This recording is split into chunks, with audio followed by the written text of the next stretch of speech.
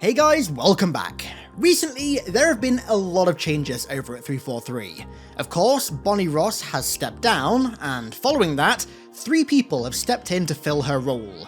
We've got Elizabeth Van Wyck, Brian Koski, and Pierre Hintz who have done that, and then we've also had David Berger, who was the engine lead for the Slit Space engine, leave 343 as well. And further, Brad Sams, who's a pretty damn reputable Xbox/Microsoft insider, has reported that Infinite has not met financial expectations, and that it failed to be the kind of Destiny-style live service that Microsoft wanted it to be.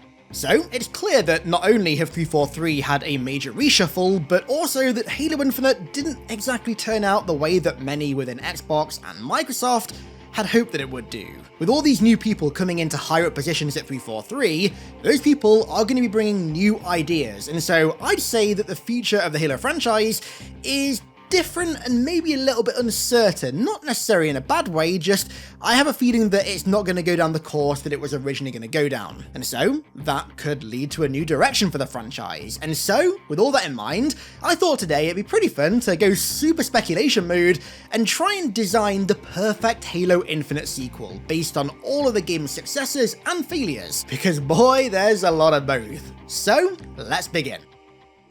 So one of the first things that needs to change is something that, when I say it, it just makes me sound like a broken record, because I and many others have been saying this now for, speaking personally, I've been saying this for like half my life at this point. A Halo game needs to ship that's actually content complete and with no features in beta.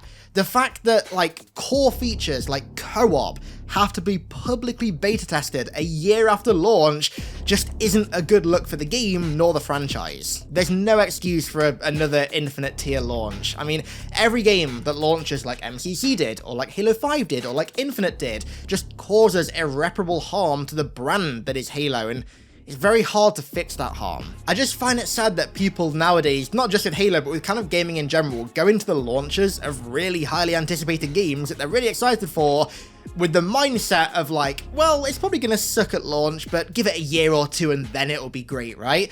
Like, that's not a healthy mindset for an IP, for an IP's fans to have, going into it, expecting it to be kind of meh at launch, but don't worry, down the line it'll get better.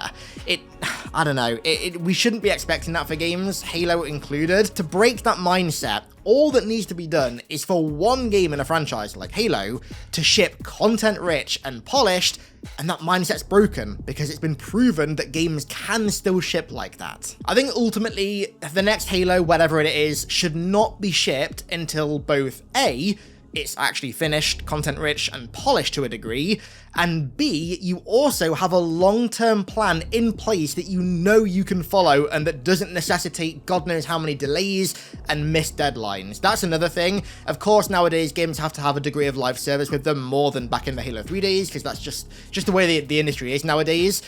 But you've got to make sure, unlike Infinite, that you can actually deliver on those elements of the live service when you originally said. Delay after delay after delay doesn't instill hope in anybody, because we're at the point with Infinite now where people are like, well, they say this stuff's coming in, March, but we thought a load of this stuff was coming this year or earlier this year, and they've delayed that like once or twice, so why would I believe it's going to be coming in March? Especially when they see the subject to change thing on the roadmap, for example.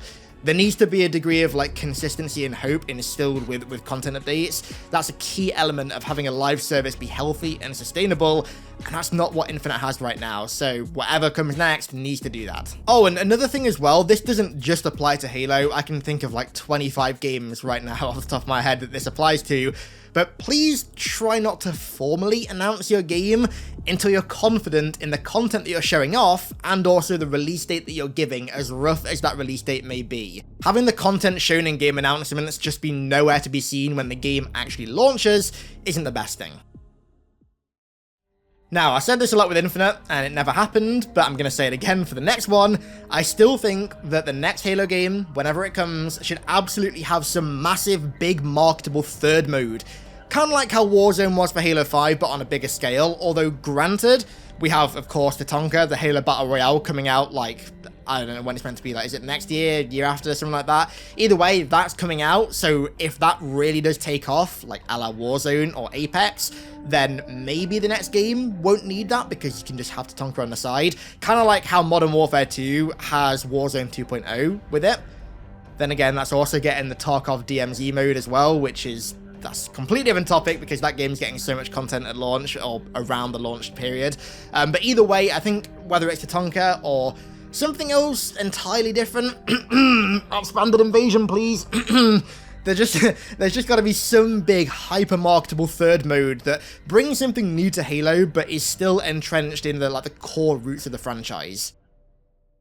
Now, something else that I really hope gets dropped when it comes time for the next Halo game is free-to-play.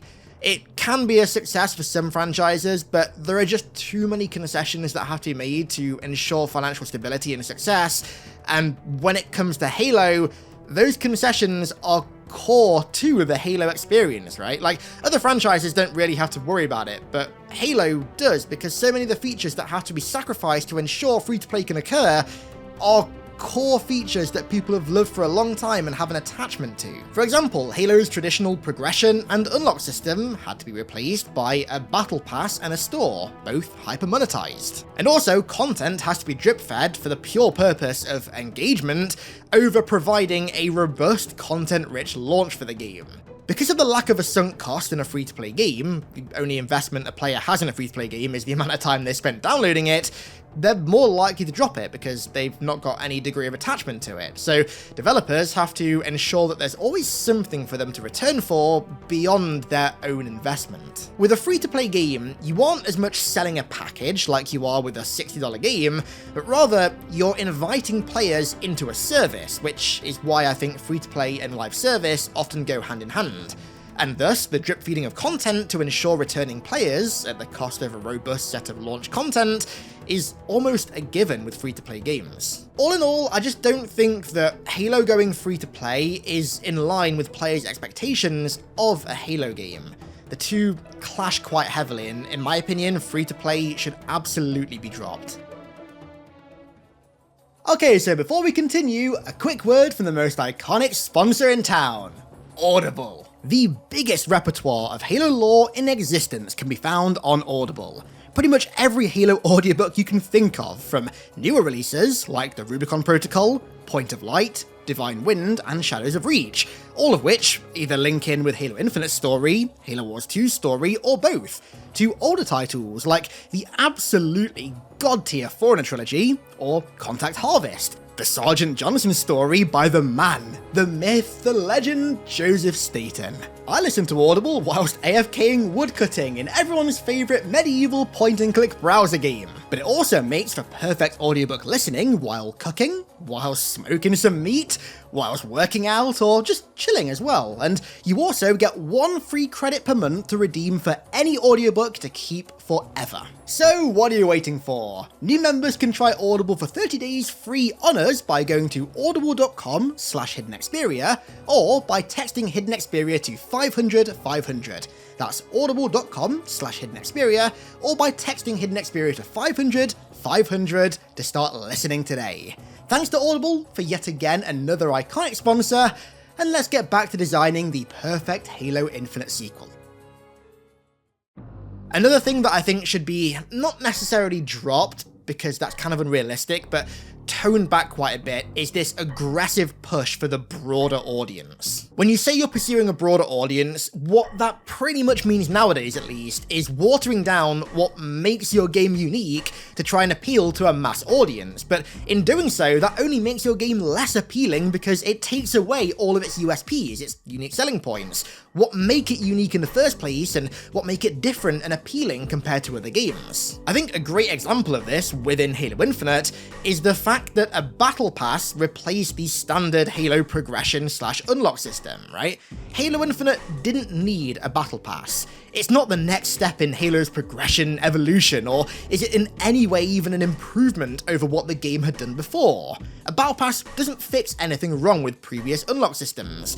The only reason it exists is because other popular games have it. Honestly, I don't really care what anyone says. In my opinion, if you're making a game in a long-running franchise, your first and foremost goal needs to be to appeal to your core audience. You need to try and please your core audience that have stuck with the franchise over the years, through thick and thin, and that have got it to where it is now. Having a content and happy core audience that love playing, talking about, and sharing content about your game is so much more appealing to mass audiences than whether or not your game has generic flavor of the month video game feature X, Y, or Z. I didn't start playing Tarkov because it has an item store. I started playing it because of its super unique take on a tactical shooter. I didn't jump back into Doom Eternal because it has a battle pass. I did so because of the expansion of its badass story and gameplay. Create a game with unique features that can't be found in other games, that draw players in. Not a game full of universal industry features that you don't have to play Halo to experience. With the vast legacy of features that the Halo franchise has that span all different parts of the game, from customization to the menus to unlocking to progression and everything like that, there's no reason for Halo to be dipping its hand in the kind of generic video game feature set. It doesn't need to. All it has to do is look back at its own history and take things from that history and put them together. Right, the next thing that I think needs to be taken into account from day one of the next Halo game is its core design. It needs to be designed around casual social gameplay from the bottom up, but actually have the modularity there at launch, like for example Halo 3 did, to make that game that is social and casual hyper-competitive. I mean, Halo 2 and Halo 3 are just the perfect examples of that. They are two of the most social casual games on planet Earth in their vanilla settings. However, they also had two of the fiercest and best competitive scenes in gaming history. And this filters down to almost every facet of the game as well. For me, at least, Halo 5 and Halo Infinite's weapon design, weapon balance, map design, modes present at launch, how those modes work, all the playlists available, for example, all of them just feel very competitively designed, which isn't what Halo is. Halo was always a party game with guns that could be turned into a competitive game. It wasn't a competitive game first and foremost, it just happened to have the tools there to make it into a bloody fantastic one. And I know realistically this is never gonna happen, but I'm just gonna mention it anyway. This needs to occur for the matchmaking systems as well. Yes, I'm talking about skill-based matchmaking. People at the moment are just, the past few years really, are just sick and tired of skill-based matchmaking, or specifically how it's handled in modern gaming. I made a video a few years ago about this that I'm still really happy of, honestly. I think that's a great video about it, quite a nuanced take, so link in the description if you want to check it out. But the long and short of it is that skill-based matchmaking is just making games a chore to play, and in some cases, even impossible to play with friends if they're of varying skill levels.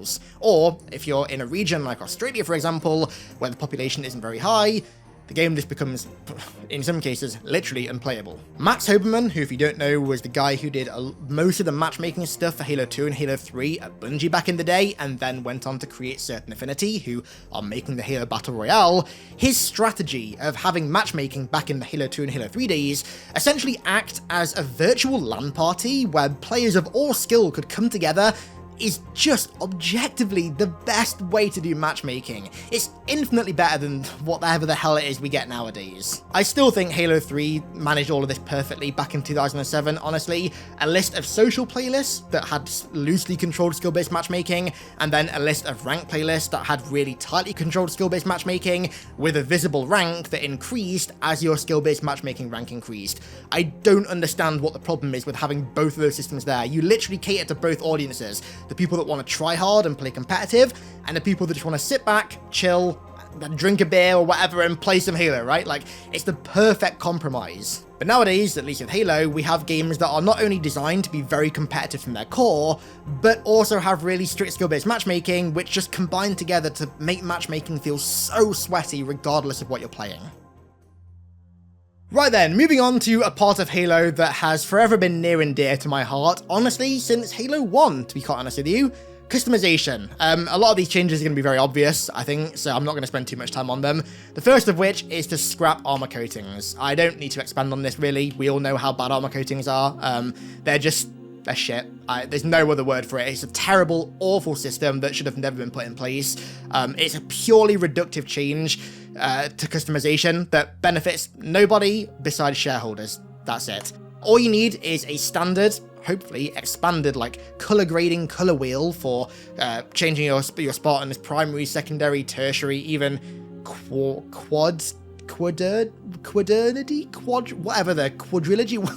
whatever the 4 version of that word sequence is.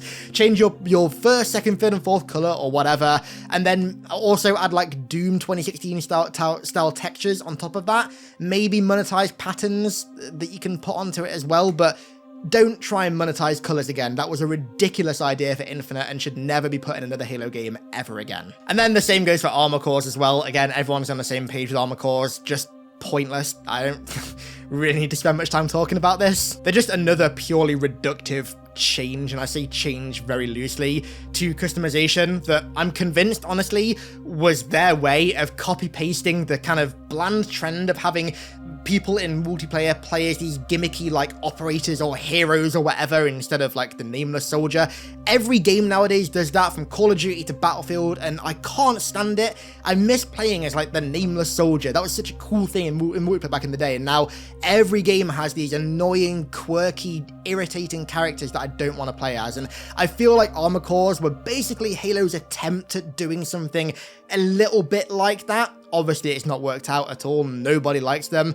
Obviously, as well, at the moment, they're working on cross-core for some things, but God knows how. It's gonna be years before we get full cross-core, and to be honest, we might not even get full cross-core. I think originally they said that there are some items that they may never be able to get cross-core. They may be core locked forever.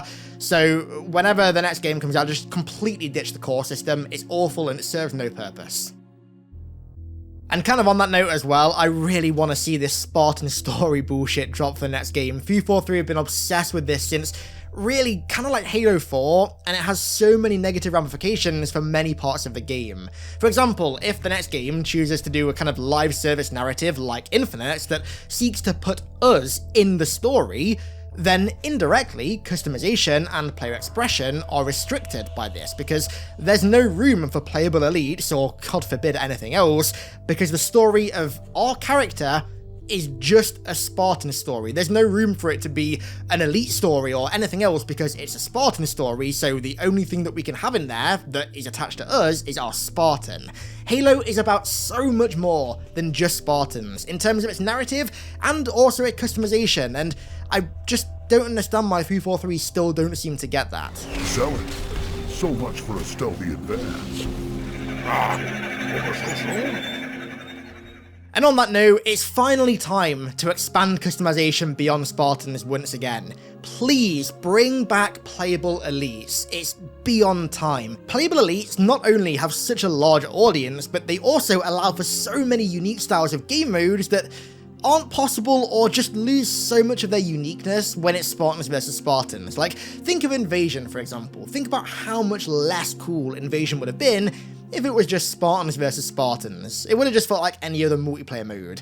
But when it's Spartans versus elites, all of a sudden you feel immersed. It feels like an actual war in the universe, not just a matchmaking game. That's one of the reasons why I vastly prefer Invasion over, for example, Warzone. Warzone never really felt that immersive because it was just Spartans versus Spartans. It never really felt like a battle, it just felt like big team battle with a little bit of a twist. But Invasion always felt immersive to me. I said this in so many videos now, but I will never feel as immersed in a Halo game, in a Halo multiplayer game, as I do circling the spire in a Falcon, gunning down elites on the top, or stood at the top of the spire as an elite, assassinating all the Spartans that come up the left. That's such a cool atmosphere for a multiplayer mode that no Halo game has managed to replicate since. It is criminal that the last new Halo game to do playable elites was in 2010.